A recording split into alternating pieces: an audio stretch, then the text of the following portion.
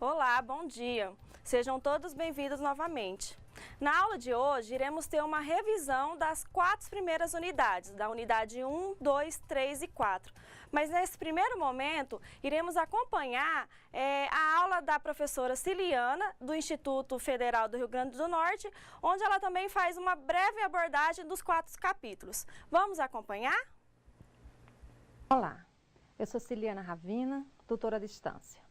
A nossa videoaula traz como temática os funcionários de escolas públicas como agentes fundamentais no processo educativo. Mas será que estes profissionais se sentem de fato como fundamentais no processo educativo do aluno?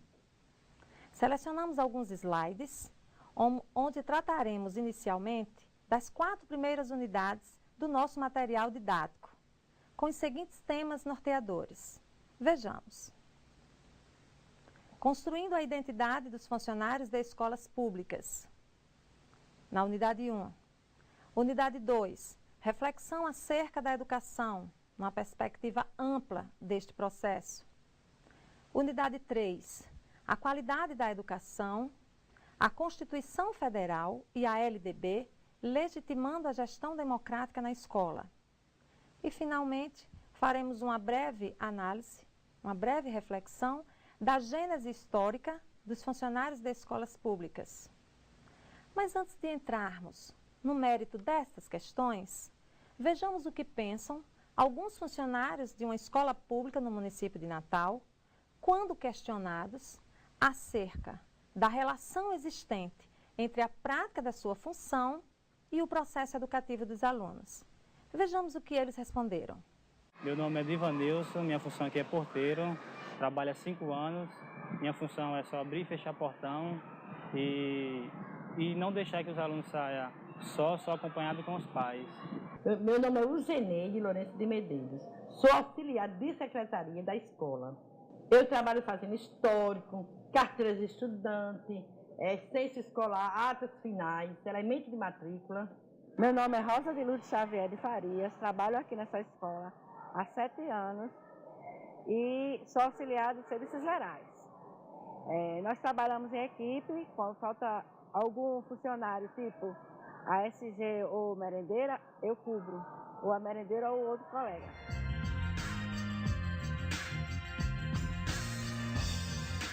Nunca fui convidado para reuniões pedagógicas e a função dos professores, é a minha aqui no portão. Nunca participei do conselho escolar e eu não sei quem é meu representante. Eu não acho importante o funcionário da secretaria participar de reunião pedagógica. Só quem é para participar são os professores e coordenadores. Nós da secretaria fizemos o curso só para a secretaria. Não participamos da reunião do conselho escolar. Mas temos uma representante que leva todos os problemas para as reuniões do conselho. Eu acho importante os funcionários participar da reunião pedagógica, porque nós vamos aprender como lidar com as crianças. Eu, pelo menos, nunca fui convidada para reunião pedagógica. Não sei como funciona, sempre eu fico de fora. Eu nunca participei do conselho escolar e nem sei também quem é o meu representante. A partir da fala dos nossos entrevistados, nós vemos que há uma amostra de como os funcionários se sentem e de fato estão, até certo ponto, alheios a esse processo educativo. Como eles estão ainda de fora, como não dá ainda para que eles se sintam como agentes fundamentais no processo educativo. Isso ficou muito claro na fala do porteiro, quando ele diz: a minha função aqui é cuidar da entrada e da saída dos alunos. Educar é coisa de professor em sala de aula. Vimos também essa evidência na fala da auxiliar de secretaria, quando ela diz: não, nós fizemos curso para a secretaria. Essas coisas de educação de aluno, de proposta pedagógica, é coisa de professor e coordenador. Mas tem um detalhe interessante, que é na fala da auxiliar de serviços gerais, quando ela diz: não, eu penso que nós precisamos sim de um conhecimento a mais, porque nós precisamos entender como lidar com estas crianças. E aí, aonde está o ponto central da nossa discussão? E aí nós podemos estar fazendo um elo com a nossa temática de hoje. Porque na fala dessa funcionária auxiliar de serviços gerais, você vê claramente que ela diz, não, há uma necessidade de um conhecimento a mais. Em outras situações, nós podemos entender que ela está dizendo, não, eu não me compreendo só uma ocupadora de função. Eu sou uma profissional que, trabalhando dentro da escola, preciso compreender como é que essa escola funciona na sua totalidade. Mas vamos voltar para a nossa unidade 1, que ela vem fazer para a gente uma reflexão de quem são esses funcionários da escola pública, construindo a identidade desses funcionários. Vejamos aqui no nosso slide, onde ele diz, unidade 1, quem são os funcionários das escolas públicas? Eles são cidadãos, educadores, profissionais e gestores. Se nós percebermos, toda essa nomenclatura aqui é o título dessa formação que traz o pró-funcionário, porque é dessa forma que ele vê esse profissional dentro da escola. Ele é cidadão porque nós costumamos dizer que somos cidadãos porque temos direitos e deveres. É bem verdade. O artigo 22 da LDB, ele diz que a educação básica, ela é fundamental para o exercício da cidadania. Isso significa dizer o quê? Significa dizer que, na hora que eu adquiro o conhecimento, eu vou compreendendo mais como é que se dá as relações sociais, eu vou compreendendo mais como é que está acontecendo a construção da sociedade. E isso implica também no direito, sim, que eu tenho da minha formação continuada, que eu tenho de, enquanto profissional da educação, acesso ao conhecimento, mas eu também trago uma responsabilidade, que é de buscar essa formação, que é de estar inserido nesse processo educativo. Né? E por isso, sim, somos educadores, enquanto profissionais de escola. Somos todos educadores. Por quê? Porque temos a concepção de que educar vai além de ensinar. Somos profissionais. E aí sim, mais uma vez dizendo, não somos mais ocupadores de função. Porque quando eu me compreendo ocupador de função, eu venho dar o meu expediente, preocupado com o horário que eu tenho de chegar e com o horário que eu tenho de sair e com os meus vencimentos salariais no final do mês. Mas quando eu me compreendo como educador, eu sei que eu estou ali, inserida naquele processo, para contribuir para a formação de pessoas. Não só contribuir para a formação, mas também sendo formada, porque a todo tempo nós estamos influenciando os ambientes sociais e sofrendo influências por eles. E por isso mesmo que também nós somos gestores. Todos nós somos gestores, independente de estarmos sentados discutindo sobre a proposta pedagógica ou não. Por quê? Porque não existe neutralidade. Em todas as situações eu estou ou contribuindo para a realidade posta, contribuindo para que ela se fortaleça, ou eu vou estar contribuindo para que ela se fragilize. Vejamos a segunda unidade, que ela vai fazer uma reflexão sobre o que é educação. Nos dias de hoje, o autor do nosso material didático, o professor Molevade, ele diz assim, nos dias de hoje, quando se fala em educação, a gente pensa logo em escola. O ato pessoal de educar-se e a ação social de educar são anteriores a ela. Ocorrem em outros espaços sociais. Isto quer dizer que a ação de educar vai muito mais além do ato de ensinar. E precisamos compreender isso, porque é interessante que às vezes nos fóruns, a gente conversando com os alunos, a gente vê, conversando com os cursistas, com os funcionários, a gente vê quando um funcionário diz ensinar é coisa de professor, é verdade. Ensinar é coisa de professor. Né? Na hora que você vai fazer, um funcionário faz a limpeza de um determinado ambiente, é coisa de ASG limpar o ambiente. É coisa de merendeiro preparar bem os alimentos. É verdade, vocês não estão errados, porque o ato de ensinar, ou seja, o ato de varrer ou o ato de preparar merenda, são especificidades inerentes àquela função que todos nós devemos ter dentro da escola. Mas só que a proposta que nós trazemos aqui é que a escola, ela vá além do ato de ensinar, para passar para essa perspectiva de se autoeducar e de promover a educação na sua totalidade, no sujeito. Porque quando eu digo que eu sou educadora dentro de uma instituição escolar, eu me compreendo como uma pessoa que tem habilitação para desenvolver a atividade que estou exercendo, eu tenho competência para desenvolver aquela habilidade. Isso quer dizer o quê? Eu tenho conhecimento. Na hora que eu vou preparar o alimento, eu tenho conhecimento dos cuidados que eu tenho que ter na manipulação, na conservação e no preparo daquele alimento. Eu tenho conhecimento dos nutrientes daquele alimento e, semelhantemente, as demais funções.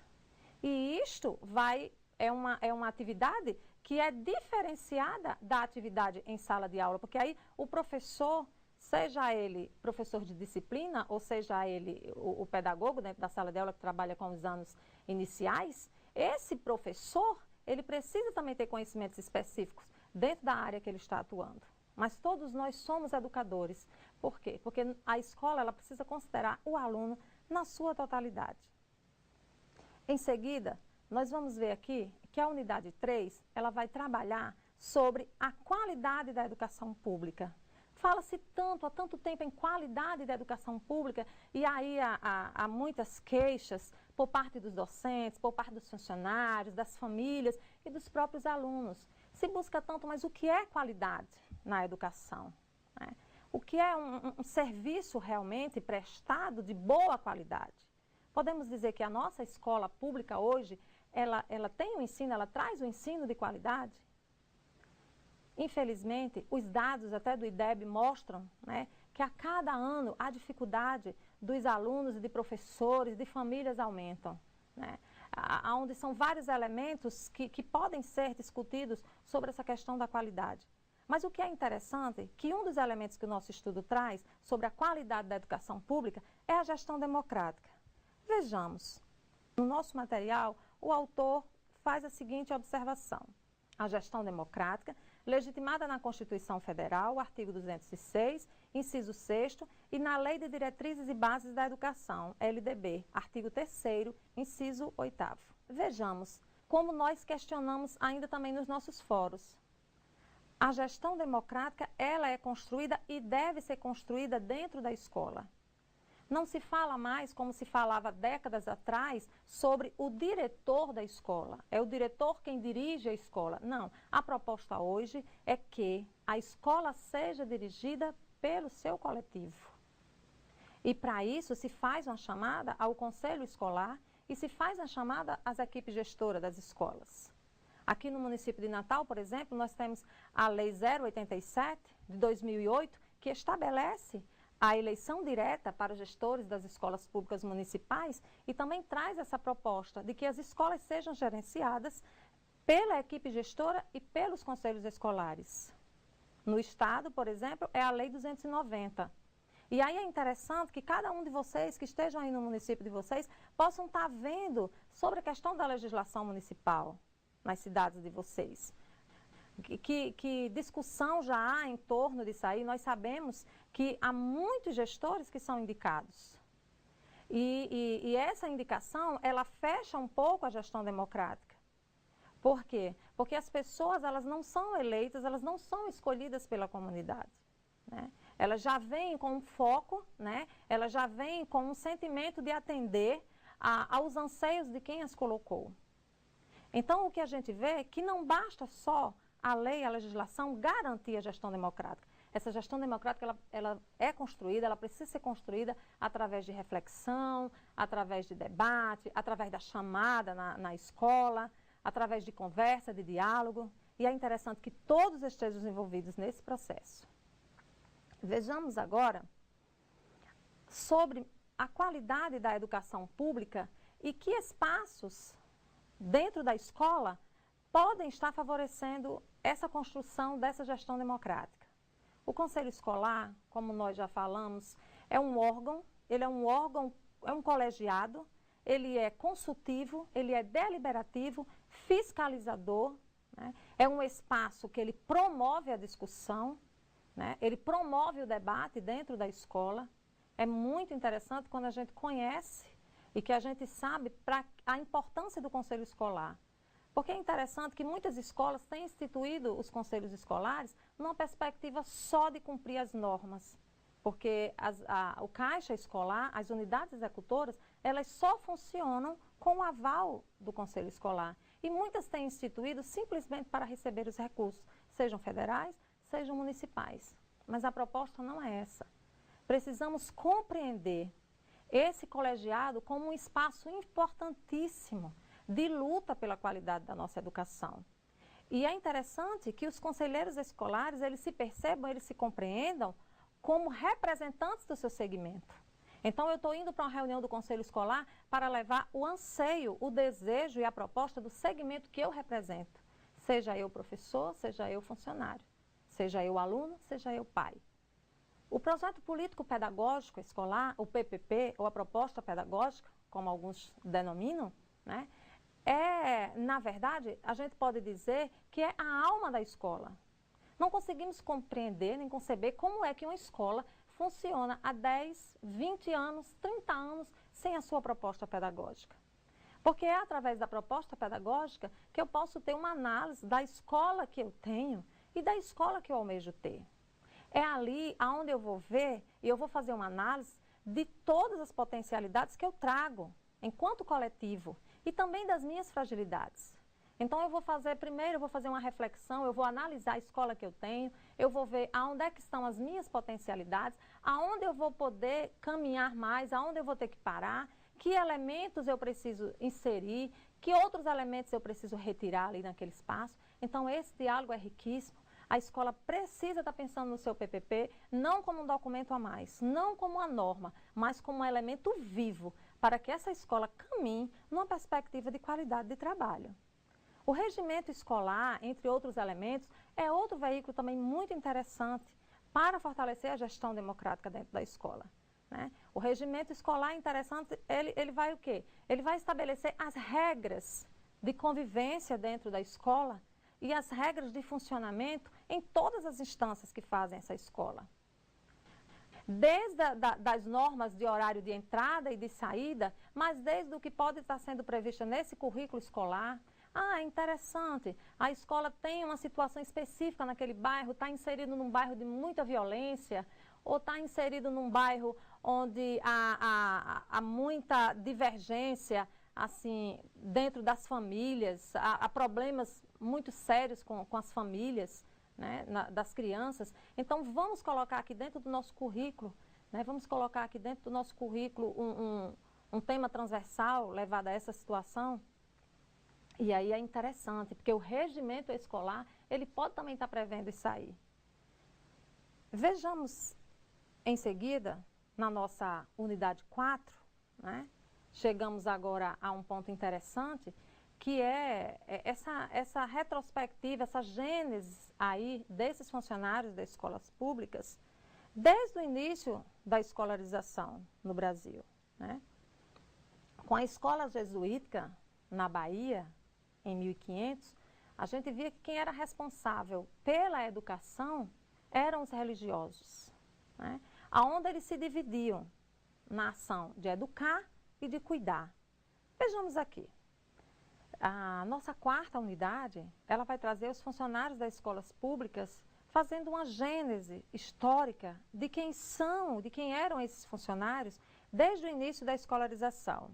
Vejamos, em 1500, com o surgimento do Colégio dos Jesuítas, em Salvador, os religiosos trabalhavam com a educação integral, dividindo-se em professores e coadjutores. É interessante nós percebermos que nessa época havia uma preocupação com a educação integral do aluno. Então havia qualidade. Os alunos não eram vistos só como depósitos de informação. Esses religiosos se dividiam na atividade do ensino e na atividade que a gente chama hoje de não docência. Os outros religiosos que não estavam diretamente ligados àqueles conteúdos passados nas salas de aula para os alunos, eles trabalhavam numa perspectiva de educar e de cuidar e de dar outras informações para esses alunos, trazendo outras informações para esses alunos, desde o preparo da alimentação deles, desde o cuidado com a saúde, desde a cultura. Então, havia uma qualidade. E era interessante muito a gente perceber que esses funcionários que trabalhavam como coadjutores, que auxiliavam na atividade docente, eles tinham formação. Eles eram pessoas letradas, eram pessoas cultas, até porque os religiosos costumavam ser bons leitores, e era interessante que toda aquela cultura que eles traziam consigo, eles repassavam naquele dia a dia com aqueles alunos. Então, havia qualidade no ensino. Com a expulsão dos jesuítas, acabou o quê? Acabou que não sentia mais esse funcionário nessa atividade não docente para auxiliar o trabalho do professor. E é interessante que por longos anos não foi construída nenhuma escola no Brasil. E isto porque a clientela era mínima naquele período. Não havia essa valorização. Até porque as atividades de que as pessoas viviam eram atividades ligadas só ao trabalho braçal e que para isso não havia preocupação de que a pessoa precisasse ler ou escrever para estar em atividades como cultivar a terra e outras. Não havia esta preocupação. Mas voltamos aqui para o nosso slide. No ano de 1834, surge o quê? Dois tipos que a gente pode qualificar, duas qualificações de funcionários, que eram os subempregados clientelísticos, os burocratas administrativos. Aí eles não eram inseridos no processo educativo. Esse subemprego, por que era denominado subemprego, gente? Porque eles recebiam quase nada para desempenhar a sua função. Os subempregados clientelísticos eram pessoas que eram convidadas para trabalhar ali, naquelas escolas. Não havia uma preocupação, na verdade era uma indicação política, que é um problema bem atual ainda hoje. De maneira nenhuma, querendo aqui desmerecer o trabalho das pessoas que são convidadas hoje para estar dentro das escolas, porque hoje há uma necessidade muito grande das pessoas, as pessoas têm que sobreviver, elas precisam trabalhar, mas a gente sabe que não há, por parte do gestor público, uma preocupação com a qualificação desse profissional. É interessante que nós encontramos situações de pessoas que estão nas secretarias das escolas, trabalhando com escrituração escolar, sem saber ler e escrever. É quase impossível de compreender como essas coisas acontecem, mas existem, né? A gente vai ver lá na frente, na unidade 8, na nossa próxima aula, sobre a questão da terceirização no serviço público. E é interessante que aí começou, sim, um afastamento. A escola começou a perder a qualidade e começou um afastamento desses funcionários de escola nesse processo educativo desse aluno. Mas lá na frente, né, que a gente pode dizer nos dias atuais, aí a gente já vê uma preocupação maior com a formação continuada. Mas o que eu acho mais interessante é que essa preocupação com essa formação continuada está partindo do funcionário. Dificilmente você vê, a não ser, sim, não vamos negar aqui que o governo federal, inclusive o pró-funcionário, né, é uma medida, é um programa que vem com uma medida do governo federal para estar capacitando os funcionários de escola. Mas a gente vê que muitos gestores, sejam gestores municipais ou sejam gestores escolares, não têm essa preocupação de estar fazendo esse convite, de estar inserindo essas pessoas nesse processo educativo. E hoje, esses profissionais, eles precisam ser vistos como profissionais conscientes do seu papel no processo pedagógico e que buscam mais conhecimento e mais respeito. A proposta atual é que os profissionais da escola pública se sintam como conscientes de que são educadores e de que nessa situação são também cogestores, são responsáveis pela escola que nós temos, são responsáveis pela sociedade que temos. Nós somos responsáveis pela sociedade que temos. E é interessante também dizer que esse desejo por essa formação, por essa qualificação, por esse saber mais, tem partido dos próprios funcionários.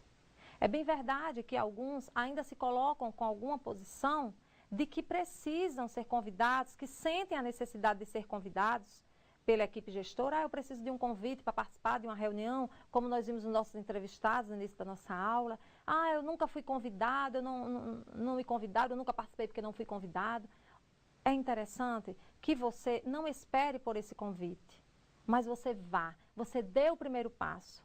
Afinal de contas, todos os processos escolares, eles têm resultado numa ação coletiva, jamais individual. Quer essa ação seja ativa ou seja passiva. Todos nós somos responsáveis pela escola que temos. A nossa aula hoje termina por aqui. O meu e-mail é cilianaravina@ig.com.br.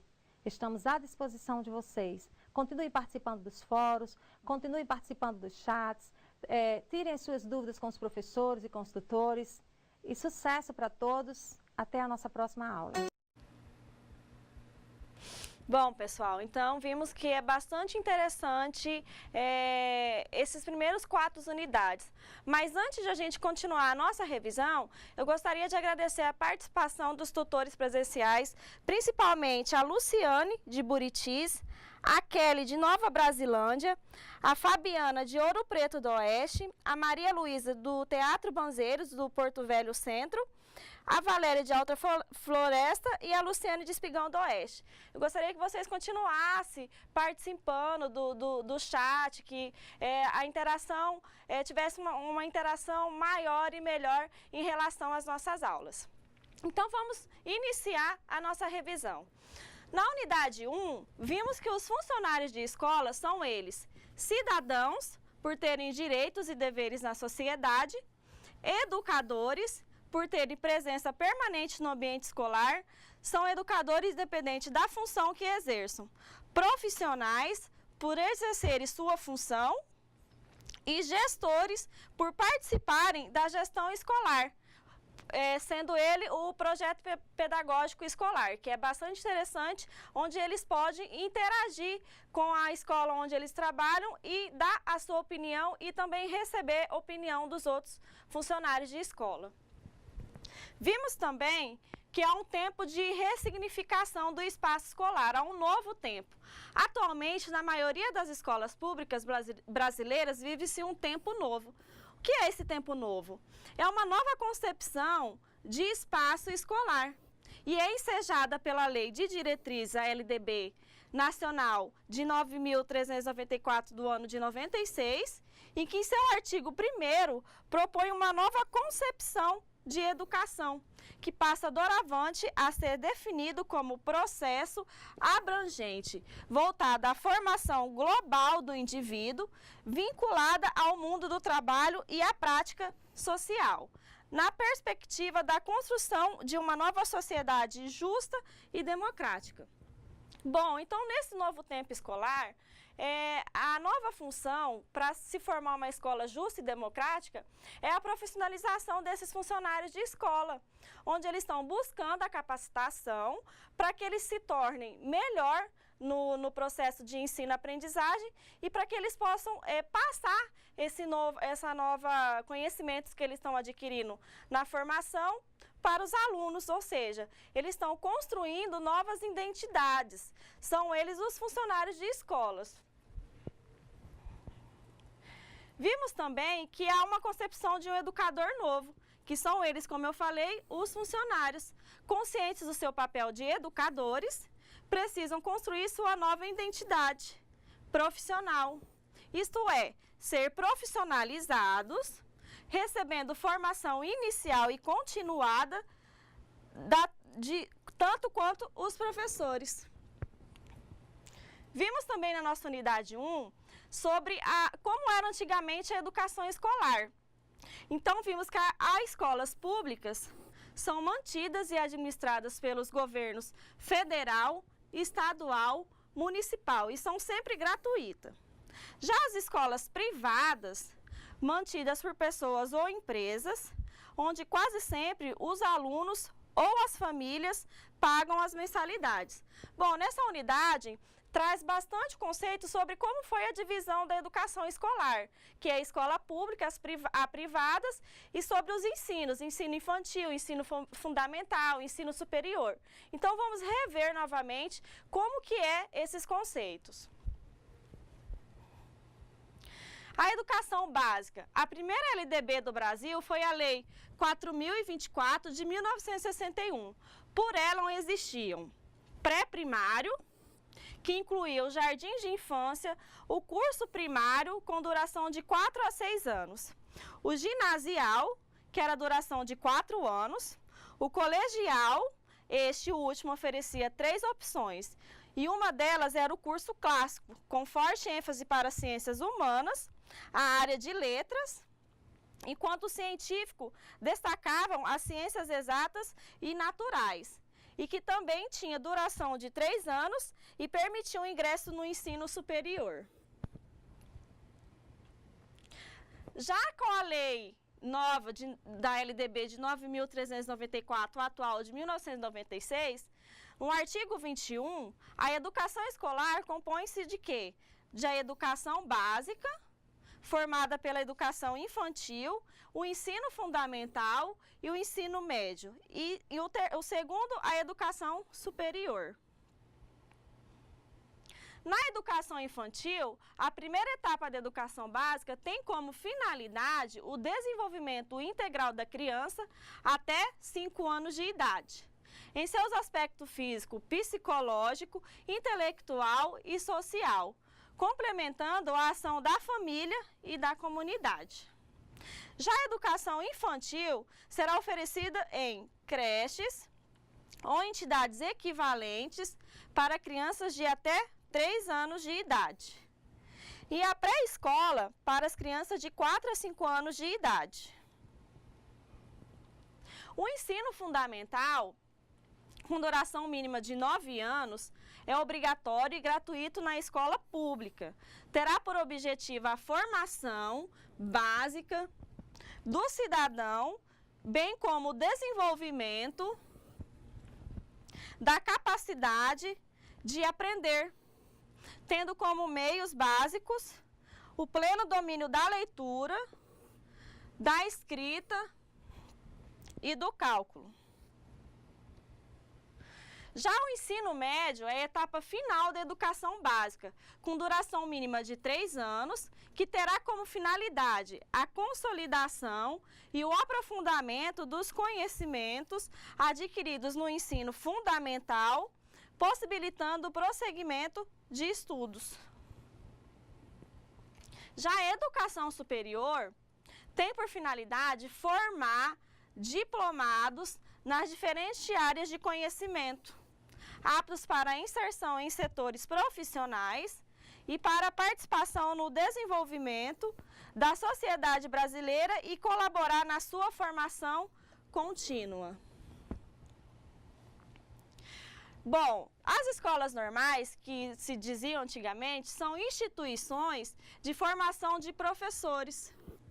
As escolas normais surgiram no Brasil, prevista pela Lei Provincial de 1835, sendo a primeira delas instaladas no mesmo ano em Niterói, no Rio de Janeiro, e a justificativa para a criação das escolas normais era de que os antigos mestres escolas, professores da época, não estavam preparados para a prática docente. Então, foi aí que surgiu a escola normal. Temos aqui algumas imagens das escolas normais, onde ela foi criada para preparar esses professores.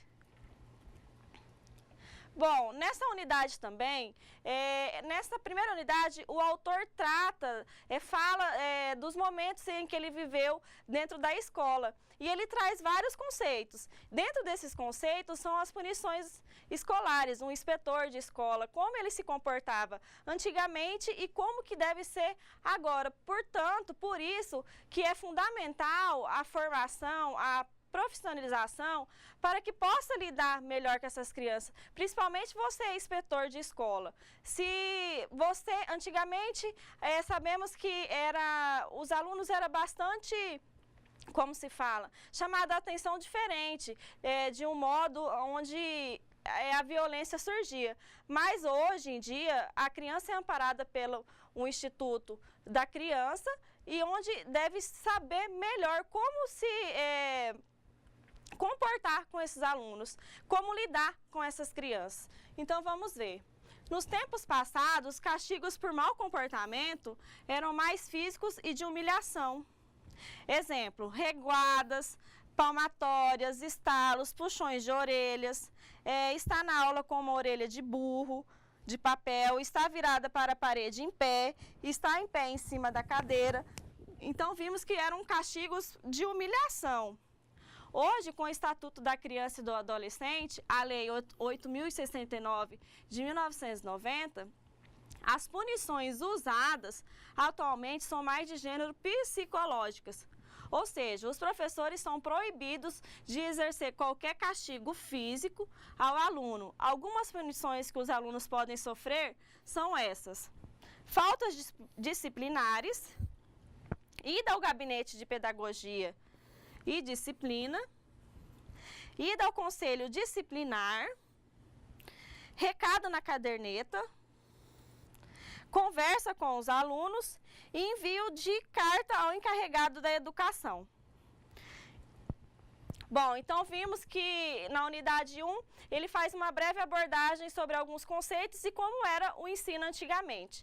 Já na unidade 2, nós vamos falar sobre o que é educação, o desenvolvimento pessoal, a socialização, a comunicação e a formação.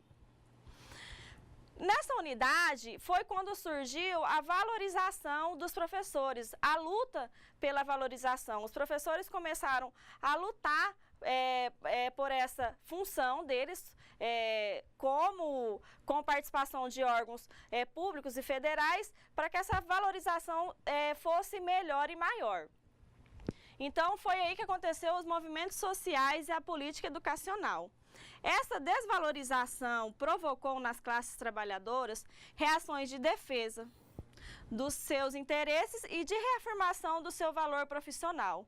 No final dos anos 70 e durante toda a década de 80, com a chamada redemocratização do país, eclodem movimentos sociais vários, com destaque para dos educadores compromissados com a escola pública, gratuita e de qualidade. Então, nessa unidade, podemos ver que foi a luta pela defesa desses funcionários. Foi um momento de reivindicação deles.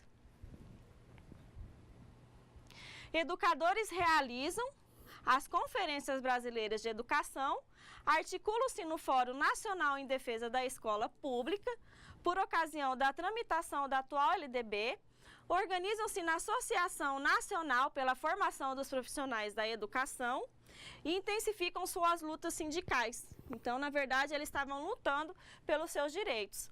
Em todos esses espaços e momentos, destaque-se a luta pela valorização dos profissionais da educação, a incluir dos professores de todos os níveis de ensino e os funcionários de escola.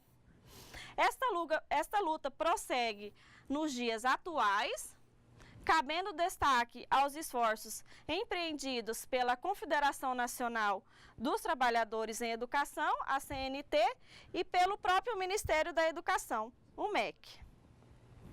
Bom, então falando da CNT, ela foi criada em 1990 e apresenta uma marcante trajetória de lutas em defesa da unificação e fortalecimento dos trabalhadores em educação básica. Foi dentro dela que os funcionários de escolas públicas se organizaram e se unificaram, havendo ainda o desafio de incorporar os inúmeros funcionários das redes municipais. O entendimento da CNT é de tornar todos os funcionários da educação básica e educadores que devem trabalhar articuladamente com os professores e demais especialistas, também educadores, na perspectiva da realização de um trabalho integrado e solidário, compatível com a democracia participativa que se deseja praticar nas escolas públicas. A valorização dos trabalhadores em educação. A Política Nacional de Valorização dos Trabalhadores em Educação tem como especificidade o redimensionamento da concepção de educador e a inclusão dos funcionários de escola neste redimensionamento.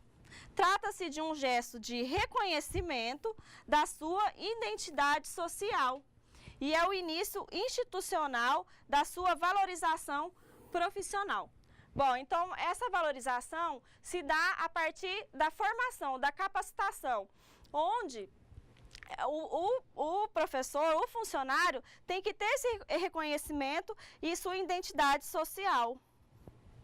Voltando ao centro da reflexão dessa unidade, a educação, o professor João Molevade fala que nos dias de hoje, quando se fala em educação, a gente pensa logo em escola. Mas o ato pessoal de educar-se é a ação social de educar, são anteriores a ela. Ocorre em outros espaços sociais. Sobre alguns conceitos que o professor também traz nessa unidade, vamos revisar um pouquinho sobre eles. O currículo. Qual que é a função do currículo? É uma das formas de descrever a educação escolar e a transmissão sistemática da cultura de uma sociedade, ou seja, não caberia nos anos letivos e nos horários escolares toda a cultura de uma sociedade.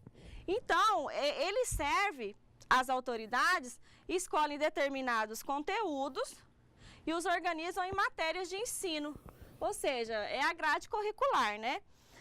As partes da cultura que o aluno é obrigado a percorrer. Um outro conceito que o professor traz é a proposta pedagógica escolar. A Lei de Diretrizes e Bases da Educação Nacional, a LDB de 96, diz que a proposta pedagógica é um documento de referência. Por meio dela, a comunidade escolar exerce sua autonomia financeira, administrativa e pedagógica, com participação de professores, funcionários, pais e alunos. No primeiro vídeo, vimos algum depoimento de alguns funcionários, onde eles falam que eles não participam desse projeto pedagógico e nem do conselho escolar. Então, eles acham que com a capacitação, a gente tem certeza que com a capacitação, a formação, vocês podem participar desse projeto pedagógico escolar, tanto do projeto como do conselho escolar. Então, como é importante a formação de vocês, merendeiras, auxiliares de cozinha, para poderem participar desse projeto pedagógico. É bastante interessante para vocês vão ficar por dentro de todos os assuntos que ocorrem na escola, vocês poderão dar a sua opinião e receber também opiniões. Um outro conceito que a unidade 2 traz é sobre as escolas públicas. No Brasil, podem ser criadas, mantidas e administradas pela União, o Distrito Federal e pelos estados e pelos municípios. Elas começaram a ser criadas em 1834, depois que o ato adicional à Constituição do Império do Brasil descentralizou para as províncias, antigo nome dos estados, a responsabilidade de oferecer ensino primário e secundário às crianças e aos jovens.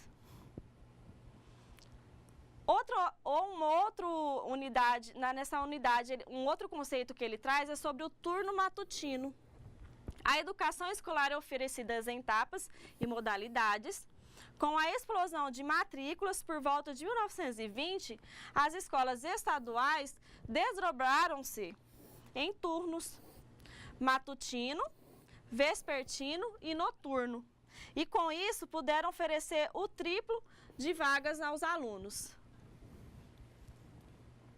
Bom, na unidade 3, vamos rever sobre a escola pública como espaço da educação de qualidade e a Constituição, a LDB. De 1500 a 1550, não foi fundada uma só escola em toda a costa do Brasil. Por quê? Simplesmente porque não eram necessárias,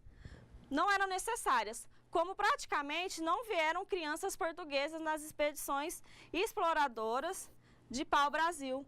e nas que tentaram implantar as vilas das capitanias hereditárias. Não havia clientela escolar.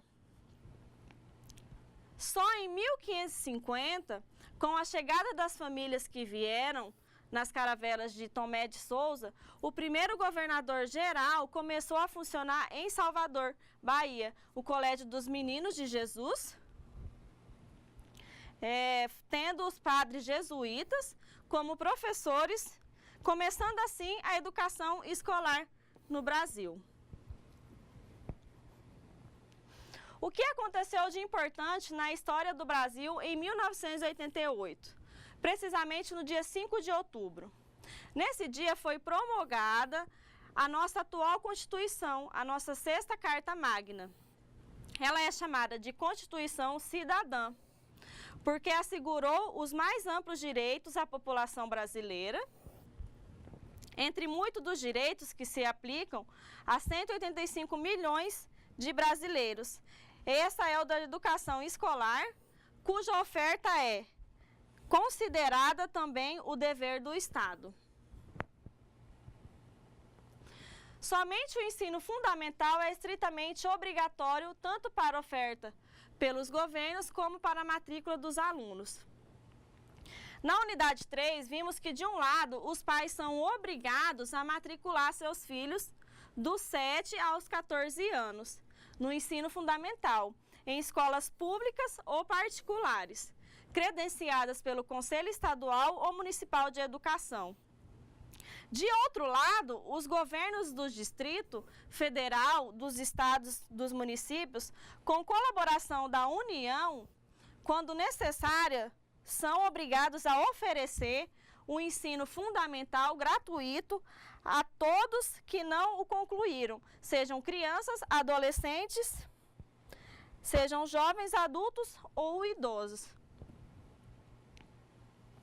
A Constituição de 1988, além de assegurar direitos à educação básica, à educação especial para os portadores de necessidades especiais, à educação de jovens e adultos para que não tiveram oportunidade na idade adequada, à educação superior, segundo a capacidade dos cidadãos, e a educação profissional, para enfrentar a nova realidade do trabalho, também estabelece princípio de ensino.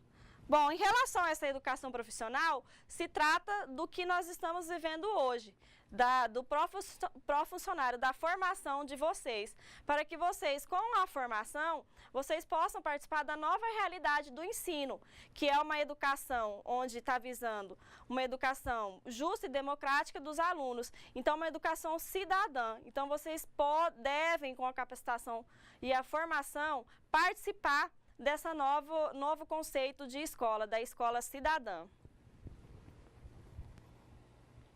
O artigo 206 da LDB, que o ensino será ministrado com base nos seguintes princípios: igualdade de condições para o acesso à permanência na escola, liberdade de aprender, ensinar, pesquisar e divulgar o pensamento, a arte e o saber, o pluralismo de ideias e concepções pedagógicas coexistentes de instituições públicas e privadas de ensino, a gratuidade do ensino público em estabelecimentos oficiais,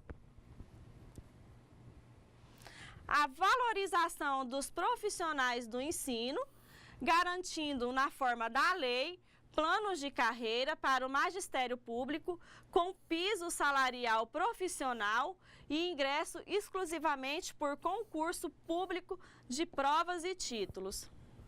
E por último, gestão democrática do ensino público na forma da lei e a garantia de padrão de qualidade. Vimos também que o maior referencial político para essa discussão é a LDB. Nossa primeira LDB foi a Lei de 4.024, de 1961, que regulamentava a Constituição Democrática de 1946. Já a segunda LDB chamada de Lei de Reforma do Ensino de primeiro e segundo graus, foi a Lei 5.692 de 1971, editada no decurso da ditadura militar, sobre a Constituição de 1967. A terceira e atualmente em vigor é a Lei 9.394, de 20 de dezembro de 1996. Bom, pessoal, na nossa carta de navegação tem a referência sobre essa lei. Então, é importante que vocês dêem uma olhada, conheçam a LDB, que é bastante interessante, vocês ficarão bastante informados sobre a lei que regulamenta o nosso ensino. As primeiras escolas do Brasil, embora não atendessem a menos de 5% da população, tinham muita qualidade, por duas razões fundamentais: pela riqueza de seus recursos e pela seriedade de seus processos educativos. Em 1920 em diante, com o crescimento da população e seu deslocamento do campo para as cidades, houve uma explosão crescente de matrículas. Em 1970, aconteceu um fenômeno novo. As famílias de classe alta e média, cujos filhos antes frequentavam os colégios públicos, passaram a matriculá-los em escolas privadas, cada vez mais caras e proibitivas às classes populares. Bom, então aqui foi onde surgiu a escola privada. Então vamos conhecer melhor, como já vimos, vamos rever novamente a diferença da escola pública e da escola privada. A antiga qualidade foi se perdendo nas escolas públicas, que deixaram de ser de tempo integral e foi se concentrando nas escolas privadas, com mais recursos e com uma clientela que tem no ambiente doméstico melhores condições culturais e materiais de estudo. Entretanto, hoje o país está vigilante porque sabe-se que uma juventude mal instruída compromete o futuro da ciência e da cultura nacional e propicia o aumento dos índices de marginalidade e exclusão. Foi assegurado o princípio dos padrões da qualidade na educação. Então, vamos ver como que se dá o ensino público e o ensino privado. Um aluno da escola pública no Maranhão, no Pará, no Piauí ou no Ceará, o ensino fundamental não conta com R$120 mensais, disponíveis de impostos estaduais ou municipais destinados à sua formação. Em São Paulo, Roraima, Acre e Amapá, os governos estaduais têm mais de 250 disponíveis por mês. E já as mensalidades de escolas privadas cobram de R$500 a R$1.500 cada aluno. Então, podemos ver bem grande a diferença do ensino público para algumas regiões e a escola privada, a diferença de valores em que esses alunos têm que pagar essa mensalidade, que varia de R$500 a R$1.500.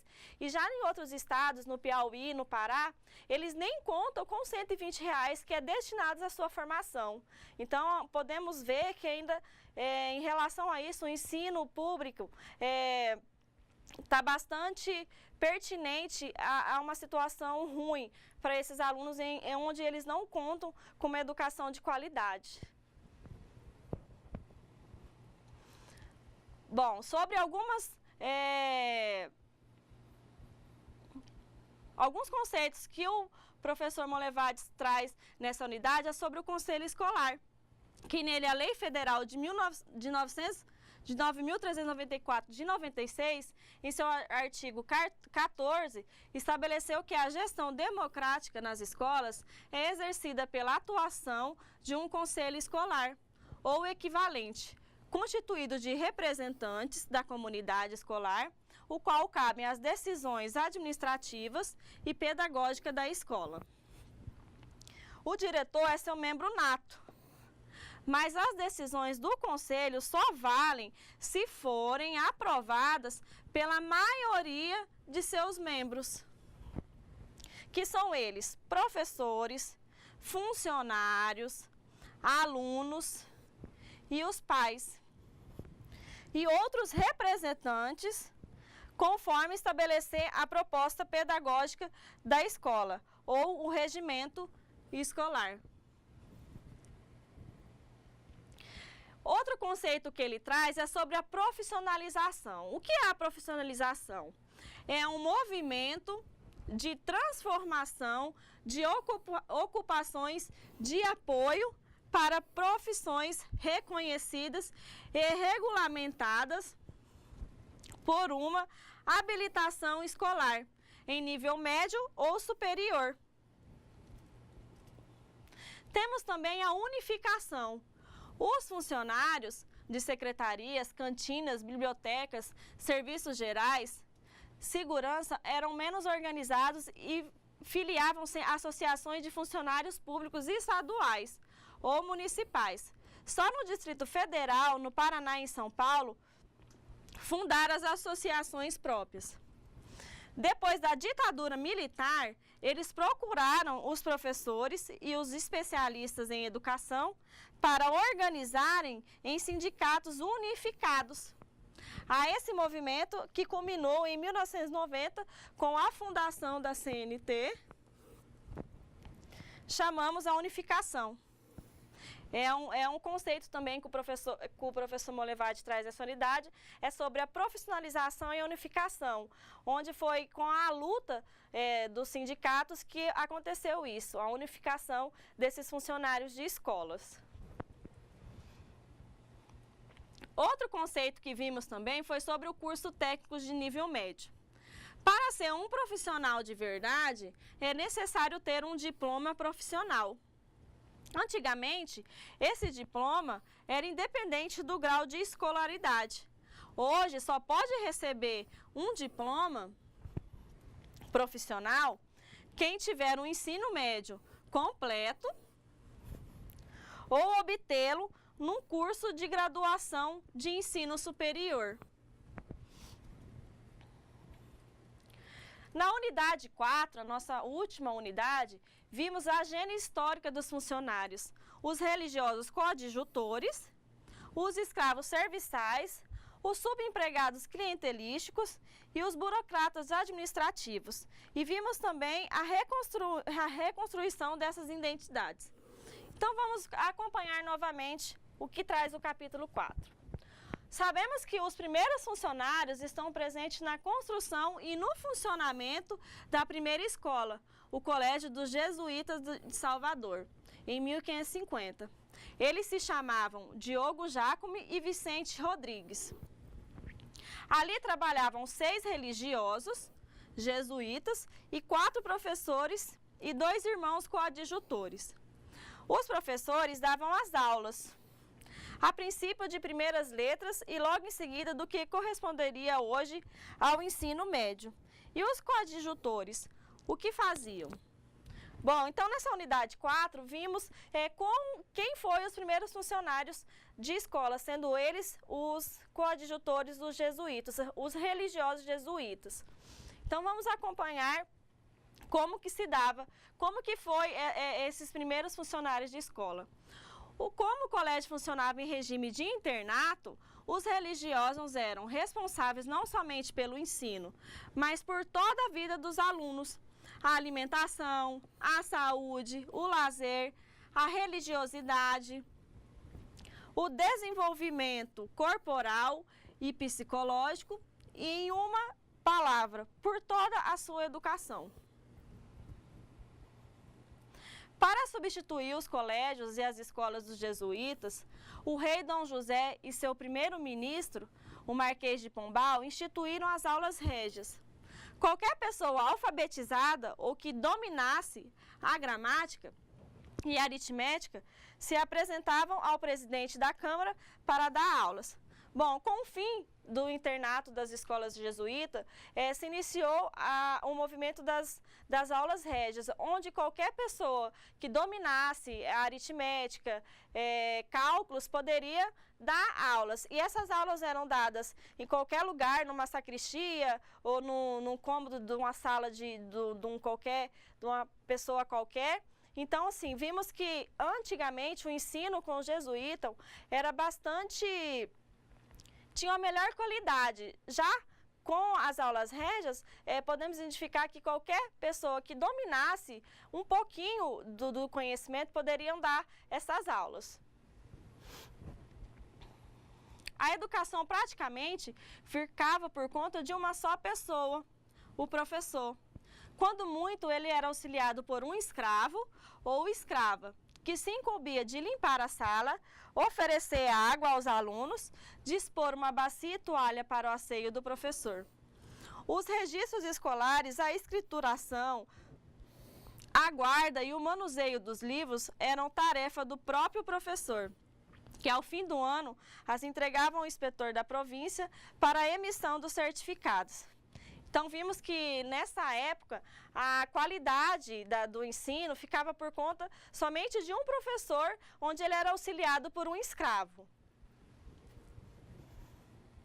A figura dos funcionários que antes contribuíam para a educação dos estudantes se extinguiu, assim como as bancadas eram um apoio para o corpo dos alunos, as mesas um apoio para os livros, cadernos e tinteiros, os escravos serviçais eram um simples apoio para as atividades de ensino. No limite, eles eram desnecessários e suas funções podiam ser feitas pelo professor e pelos alunos. É interessante perceber que a quantidade e a qualidade da educação escolar naquela época cai na proporção de inexistência ou servidão dos funcionários. Por essas e outras razões, entre 1800 e 1820, multiplicam-se nas cidades maiores as escolas particulares, que mesmo pagas passaram a ser opção de muitos. Vimos também que a coisa começa a mudar depois de 1834, quando a responsabilidade de oferecer escolas passou para as províncias.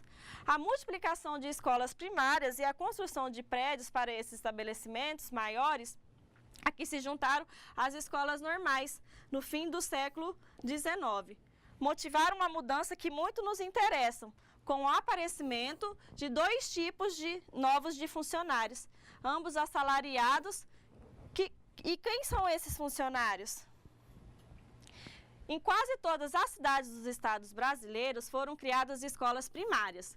Qualquer que fosse seu tamanho, além dos professores, era necessária a contratação de funcionários para a conservação e para as secretarias.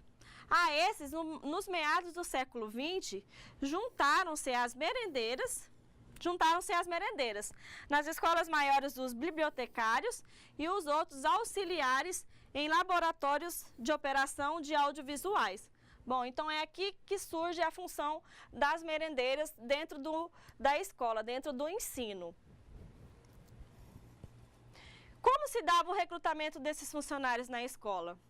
Onde vigoravam relações clientelísticas por indicação política, nos ambientes gerencialmente mais avançados, por concursos públicos. Daí dois tipos de funcionários que até hoje temos em nossas escolas e nos órgãos do sistema de ensino, que são eles os subempregados clientelísticos e os burocratas administrativos. Vimos que os burocráticos, mais ligados à atividade de ensino, mais escolarizados e salarialmente mais valorizados. E os subempregados clientelísticos, ou seja, chamados como serviçais, são desintegrados da função educativa da escola, que são os funcionários de apoio. Aqui entra a questão da profissionalização. Os funcionários precisam não somente saber o que fazem, mas sistematizar e institucionalizar suas identidades funcionais. É aqui que entra a formação, a capacitação.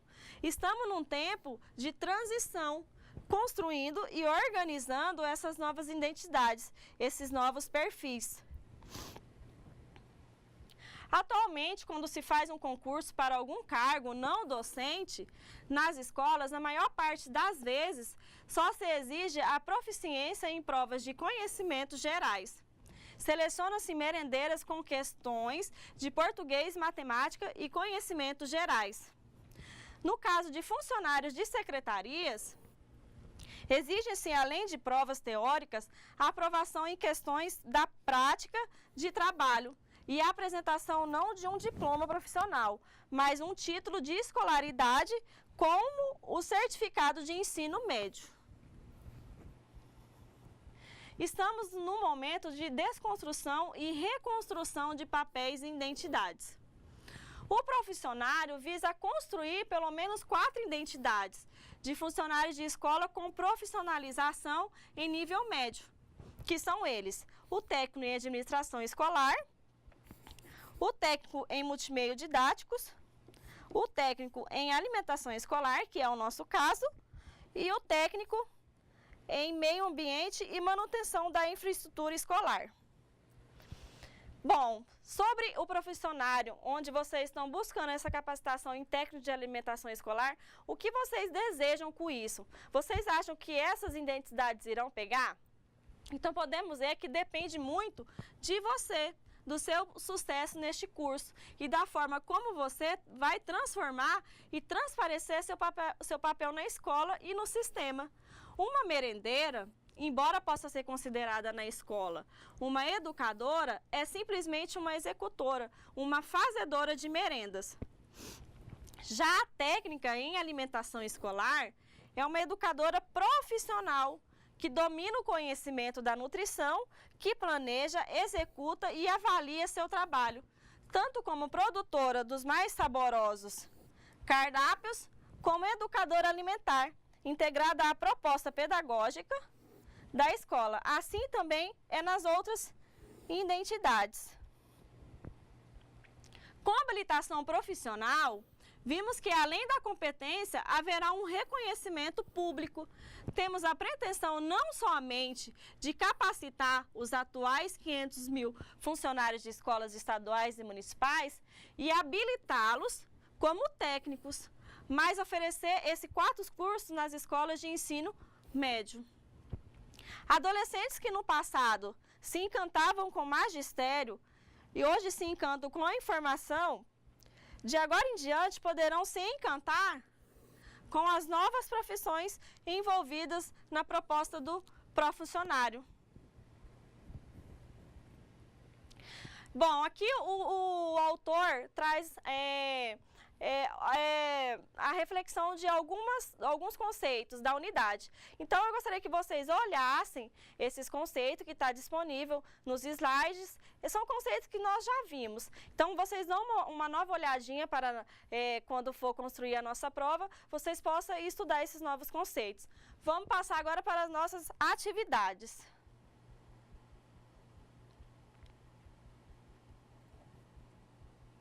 Bom, em relação aos funcionários de escolas públicas, aponte a incorreta. A. Os funcionários de escola são eles: cidadãos, gestores, educadores e profissionais.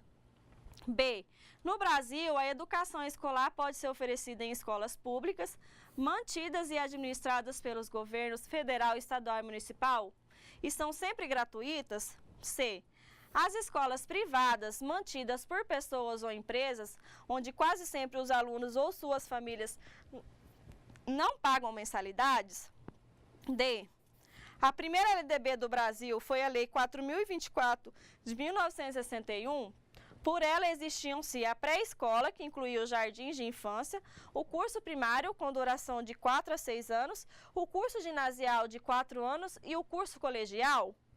E, pelo artigo 21 da atual LDB, a educação escolar compõe-se da educação básica, formada pela educação infantil, pelo ensino fundamental e pelo ensino médio e da educação superior.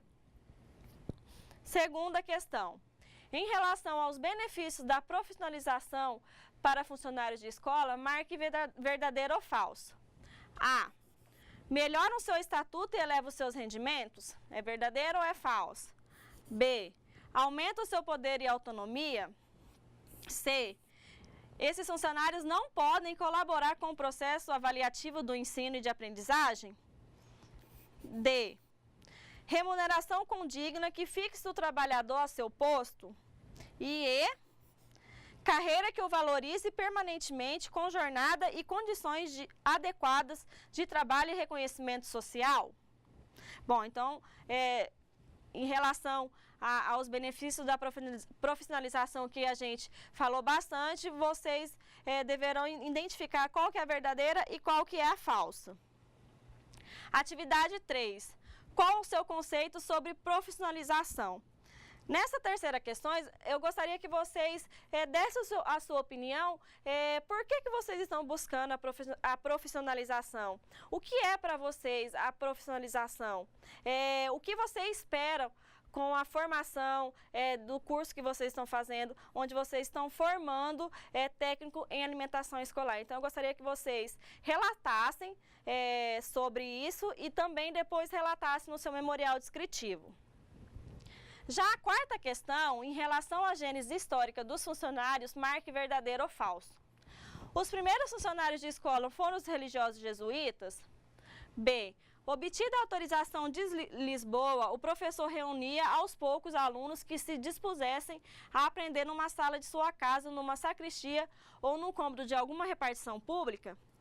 C. A educação praticamente naquela época ficava por conta de uma só pessoa, que era ele, o professor? D. Os escravos se incumbiam apenas de limpar sala, oferecer água aos alunos e dispor uma bacia e toalha para seio do professor? E. A figura dos funcionários que antes contribuíam para a educação dos estudantes se extinguiu. Os escravos serviçais eram apenas um simples apoio para as atividades de ensino? F. Qualquer pessoa alfabetizada ou que dominasse a gramática e aritmética se apresentava ao presidente da Câmara para dar aulas? E G. Os primeiros funcionários de escola foram os escravos? Bom, então voltamos após o tempo em que vocês têm para fazer essas atividades com a correção. Aguardo vocês no próximo momento.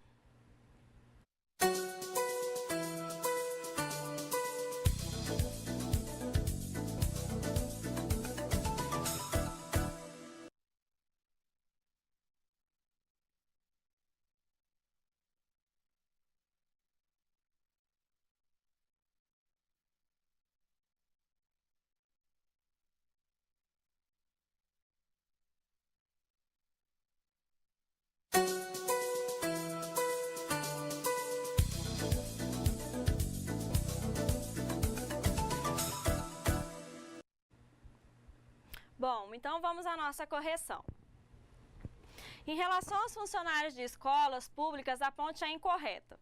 Dentre essas aqui, acredito que vocês identificaram bem rápido qual é a incorreta, né? Sabemos que os funcionários da escola são cidadãos, gestores, educadores e profissionais, que a educação escolar pode ser oferecida em escolas públicas, mantidas e administradas pelos governos federal, estadual e municipal, e são sempre gratuitas.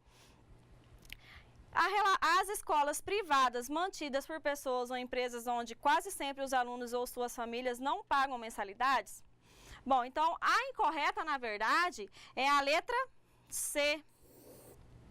Que as escolas privadas mantidas por pessoas ou empresas onde quase sempre os alunos ou suas famílias pagam pelas mensalidades, como vimos, né? Que o valor varia de R$500 a R$1.500. Então, a incorreta é a letra C, onde nas escolas privadas as mensalidades são pagas pelos alunos. Na atividade 2, onde eu pedi para marcar verdadeiro ou falso, em relação aos benefícios da profissionalização que a gente tem falado bastante, qual que é a falsa? A letra A, melhora o seu estatuto e eleva os seus rendimentos, aumenta o seu poder de autonomia, não pode colaborar com o processo avaliativo de ensino e de aprendizagem, a remuneração condigna que fixa o trabalhador a seu posto, ou E, carreira que o valorize permanentemente com a jornada e condições adequadas de trabalho e reconhecimento social. Bom, nessa daqui podemos marcar falso, sabemos que essa é verdadeira, porque com os benefícios da profissionalização, ele melhora o seu estatuto e eleva os seus rendimentos. Aumenta o seu poder de autonomia? Sim, verdadeira também. Não podem colaborar com o processo avaliativo do ensino e de aprendizagem? Essa é a falsa. Como eu falei bastante, com a profissionalização, os funcionários de escola, eles podem colaborar com o processo avaliativo de ensino, que seja o conselho escolar, o projeto pedagógico escolar. Então, essa daqui seria a falsa, porque, na verdade, eles podem colaborar. A remuneração contígnua que fixa o trabalhador ao seu posto é verdadeira. E carreira que o valorize permanentemente com jornada e condições adequadas de trabalho e reconhecimento social, sendo também verdadeira. Na 3, eu pedi sobre a opinião de vocês em relação à profissionalização, o conceito. Bom, eu trouxe aqui só para identificar um pouquinho o conceito que traz o autor, é que a profissionalização é um movimento de transformação de ocupações de apoio para profissões reconhecidas e regulamentadas por uma habilitação escolar em nível médio ou superior. Mas vocês podem complementar a sua resposta e relatar depois no seu memorial descritivo sobre a profissionalização. A 4ª e última, em relação à gênese histórica dos funcionários, marque verdadeiro ou falso. Os primeiros funcionários de escolas foram os religiosos jesuítas? Verdadeiro, que foram os irmãos coadjutores. B. Obtida a autorização de Lisboa, o professor reunia aos poucos alunos que se dispusessem a aprender numa sala de sua casa, numa sacristia ou num cômodo de alguma repartição pública? Verdadeira também, que foram, na verdade, as aulas régias, né? C. A educação praticamente ficava por conta de uma só pessoa naquela época, que era o professor? Verdadeira também. D. Os escravos se incumbiam apenas de limpar sala, oferecer água aos alunos e dispor uma bacia e toalha para asseio do professor? Também é verdadeira. E. A figura dos funcionários que antes contribuíam para a educação dos estudantes se extinguiu. Os escravos serviçais eram apenas um simples apoio para as atividades de ensino? Verdadeira também. F. Qualquer pessoa alfabetizada ou que dominasse a gramática e a aritmética se apresentava ao presidente da Câmara para dar as aulas? Que também é as aulas régias. Também é verdadeira. G. Os primeiros funcionários de escolas foram os escravos? Bom, vimos que, na verdade, os primeiros funcionários de escola foram os irmãos religiosos, os jesuítas. Então, sendo assim, eles foram os primeiros funcionários. Depois disso, que eles foram auxiliados pelos escravos. Então, nessa daqui, na verdade, ela é falsa, porque os primeiros religiosos foram, sim, os funcionários religiosos jesuítas. Bom, surgiu um questionamento sobre, em minhas aulas, que eu estou relatando as merendeiras como serviçais. Eu gostaria de pedir desculpa, porque o termo serviçais é trazido pelos autores como no tempo passado, que eles eram referenciados como funcionários serviçais. Em algum momento, eu vou tratar a merendeira como serviçais, porque, na verdade, eu sendo nutricionista, a merendeira, auxiliar de cozinha, é uma colega minha de trabalho. Então, é uma função bastante respeitada. Em ambientes de cozinhas, no preparo das refeições, a gente conversa bastante com as funcionárias, as merendeiras. Então, eu gostaria de me desculpar, eu vou rever as referências que eu preparei a minha aula e peço desculpa para vocês e gostaria que vocês entendessem que vocês não são funcionários serviçais. Na verdade, vocês são colegas de trabalho minhas, que são bastante valorizadas e que estão buscando essa formação. Então, me desculpa, jamais gostaria de falar isso de vocês e vou rever, os slides serão mudados em relação a isso e gostaria que vocês entendessem que é o autor que traz esse termo serviçais, que de maneira alguma eu vou tratar vocês como serviçais, porque afinal vocês são colegas minhas de trabalho. Bom, e a nossa aula por hoje termina. onde nós revimos as 4 unidades.